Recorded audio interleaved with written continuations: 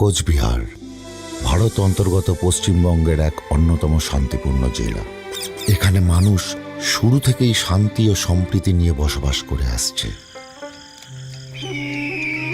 কিন্তু কিছু অশুভ শক্তির কুনজর পড়ে এ শহর হয়ে ওঠে চিল শকুনের মেলা, অপরাধের আতুর ঘর। এখানকার শান্তি ও সম্প্রীতিকে পুনর্জীবিত করতে প্রতিজ্ঞাবদ্ধ একটাই আওয়াজ,